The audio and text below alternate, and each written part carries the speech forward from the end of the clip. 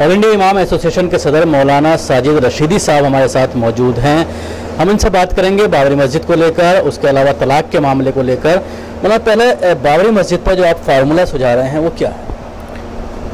नहीं, मेरा फार्मूला सिर्फ इतना है कि देखिए, जो मिली तंजीमें हैं हमारी, जिनकी बातों को मुसलमान आज भी मानता है, भले ही वोट के मामले में ना मानता हो, लेकिन मजहब के मामले में उनकी बातों को माना जाता है, सराहा जाता है। तो उन मिली तंजीमों को चाहिए कि जैसे कोर्ट ने कहा है कि भाई बैठकर इस मामले को हल कर लिया जाए, तो इसमें कोई बुराई नहीं है कि बैठ लिया जाए, बात कर ली जाए उस पर। चूँकि हालात जो है कहीं ना कहीं, जैसे 92 में जो हालात हुए हैं, लाखों लोगों की हज़ारों लोगों की जानें चली गई, तो मैं नहीं चाहता कि उस पर किसी तरह का कोई दूसरा मौका ऐसा आए, तो उस पर कहीं ना कहीं कोई बात कर ली जाए। चूँकि इन लोगों का तो एक ही फार्मूला है, एक निकाती प्रोग्राम है कि राम मंदिर तो वहीं बनेगा, और राम मंदिर बना हुआ है भी सही, ये भी हमें नहीं भूलना चाहिए कि राम मंदिर वहाँ बना हुआ है। उस राम मंदिर को दुनिया की कोई ताकत नहीं हटा सकती।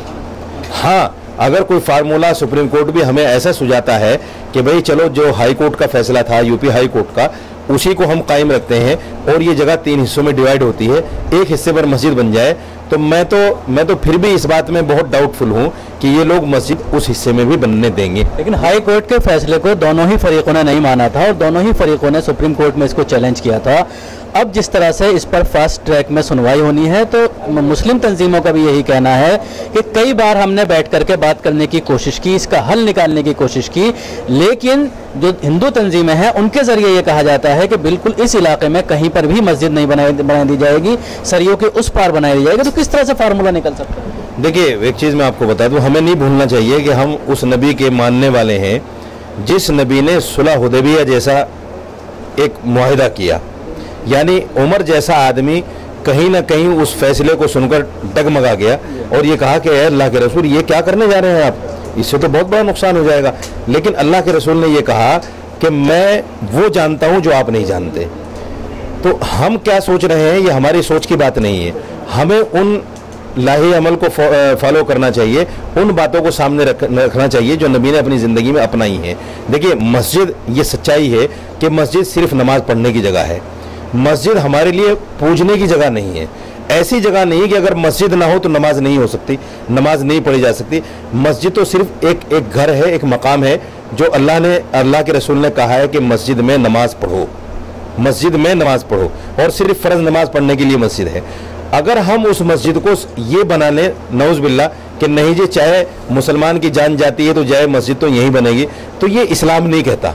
मैं इस बात को नहीं मानता। लेकिन एक बात ये भी है, ये कहा जाता है कि अगर इस जगह से हम दस्तबरदार भी हो जाते हैं तो उसके अलावा जो और हैं, चाहे वो काशी की बात करें, मथुरा की बात करें, तो फिर उन पर दावा पेश किया जाएगा। बहुत बड़ी बात है, बात बहुत बड़ी है। देखिए, बहुत सारी मस्जिदें, काशी को भी छोड़ दीजिए और फला को भी छोड़ दीजिए, मेरे पहाड़गंज में तकरीबन 25 मस्जिदें ऐसी हैं जो गैर आबाद हैं। क्या मुसलमानों को ये मस्जिदें नज़र नहीं आती? आसार कदीमा के अंदर कितनी मस्जिदें हैं, क्या वो मस्जिदें मुसलमानों को नज़र नहीं आती? जमीयत को और जितनी बड़ी तंजीमें हैं वो मस्जिदें उनको नज़र नहीं आती? देखिए, काशी और बाबरी हमारे लिए मुद्दा नहीं होना चाहिए, मैं तो ये कहना चाहता हूँ। मुद्दा ये है, देखिए, अगर हम जिंदा रहे तो मस्जिद और भी बन सकती है। अगर हालात इस तरह के पैदा हुए, एक पार्टीशन हुआ, 1947 एक पार्टीशन हुआ, पाकिस्तान बन गया, आज पाकिस्तान की हालत क्या है? हम क्यों भूल जाते हैं उस वक्त को कि उस वक्त में मुसलमानों के साथ क्या कुछ नहीं हुआ।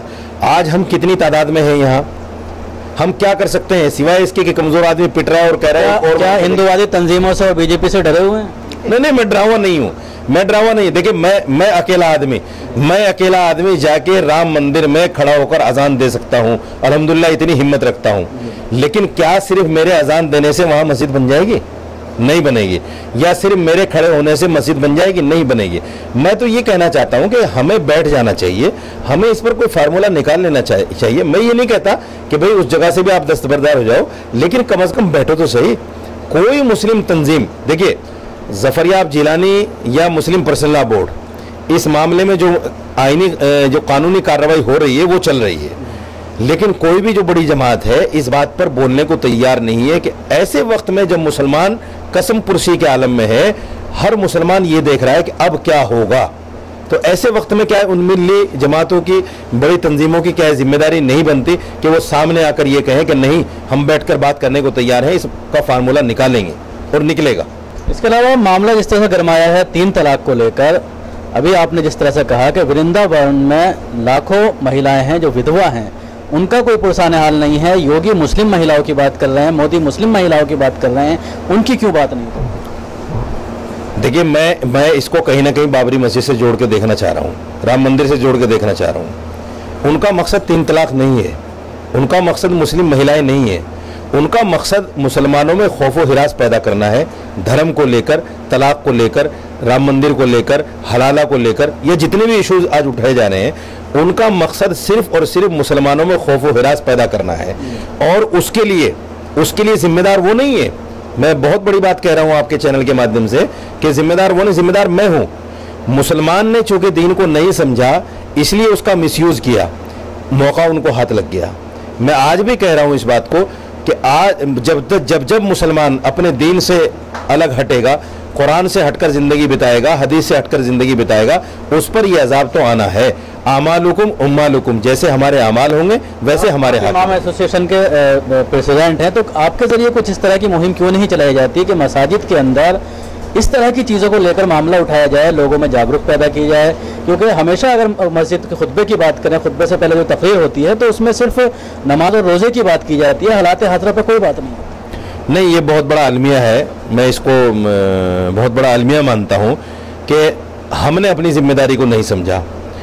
अइम्मा कराम चूँकि पूरी कौम की रहनुमाई करते हैं, उनको रहनुमाई सिर्फ इमामत के लिए नहीं करना चाहिए, बल्कि उनको रहनुमाई तमाम मसाइल में करना चाहिए, और ये मेरी जिम्मेदारी बनती है। मैं इसको बहुत खुले दिल से कबूल करता हूँ। बहज़त इमाम होने की मेरी जिम्मेदारी बनती थी। मैंने अपनी कौम को वो चीज़ नहीं दी जो मुझे अपनी कौम को देना चाहिए था। आज मेरी कौम जो भटकी हुई है, उसकी जिम्मेदार वो कौम नहीं है, बल्कि उसकी जिम्मेदार चूंकि मैं हूँ। मुझे अल्लाह ने वो मनसब सौंपा था कि मैं उस मनसब पर रहकर अपनी कौम की रहनुमाई कर सकता था, उनको बता सकता था, उनको आगाह कर सकता था, उनको दीन के बारे में समझा सकता था। मैंने अपनी जिम्मेदारी को नहीं समझा, मैंने अपने फ़र्ज़ मनसबी को पूरा नहीं किया। मैं कहीं ना कहीं अपने आप को गुनहगार मानता हूँ, और तमाम इमामों से अब उसके बारे में अपील करता हूँ कि जुमा के खुतबे में इन तमाम इशूज़ पर शेर हासिल बहस होनी चाहिए।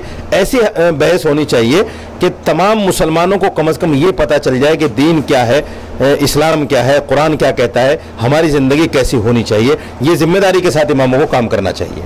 शुक्रिया। ये थे मौलाना साजिद रशीदी साहब जो तफसील से बात कर रहे थे 3 तलाक पर भी, और उसके साथ ही बाबरी मस्जिद के मामले को लेकर इनका ये कहना है कि उस पर तमाम ही मुस्लिम तंजीमों को, मिली तंजीमों को बैठ कर के बात करनी चाहिए और कोई हल इसका निकाल लेना चाहिए।